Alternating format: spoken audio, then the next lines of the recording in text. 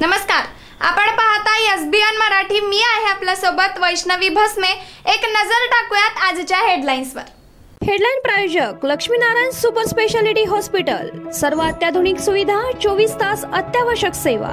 इथं आहे सुसज्ज अद्ययावत ICU, medical path lab, 2D echo आणि डायलिसिसची सुविधा।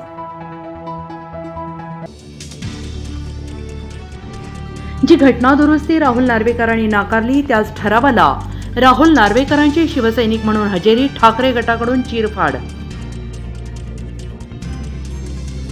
शिंदेनी नार्वेकरांनी जनतेत यावं आणि विचारावं शिवसेना कोणाची, मग जनतेने ठरवावं कोणाला तोडावा, उद्धव ठाकरेंचा घणाघात।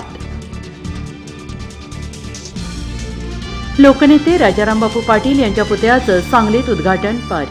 राष्ट्रवादीचे नेते शरद पवार यांच्या हस्ते पुतळ्याचं अनावरण।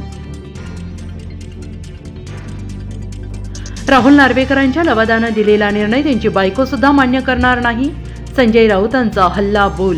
अध्यक्षांची तिरडी निघणं महाराष्ट्रात कधीही घडलं नाही, राऊत कडाडले। माझं कुठं चुकलं हे ठाकरेंनी सांगितलंच नाही, नुसत्या शिव्या शाप दिल्या। हे तर दसरा मेळाव्याचं भाषण। राहुल नार्वेकरांचं उद्धव ठाकरेंना प्रत्युत्तर।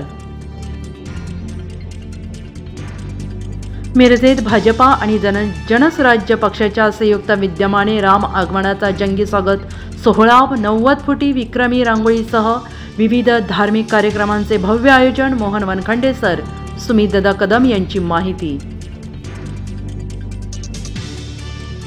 तत्कालीन राज्यपाल फालतू माणूस, त्यांची भूमिका संशयास्पद होती, असीम सरोदे यांचा हल्लाबोल।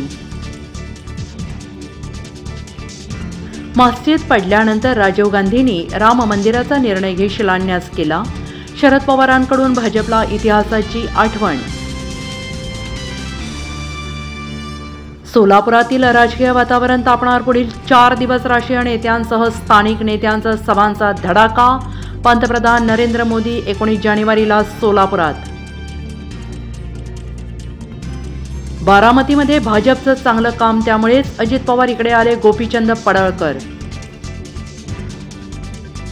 हेडलाईन प्रायोजक लक्ष्मीनारायण सुपर स्पेशालिटी हॉस्पिटल। सर्व अत्याधुनिक सुविधा, 24 तास अत्यावश्यक सेवा।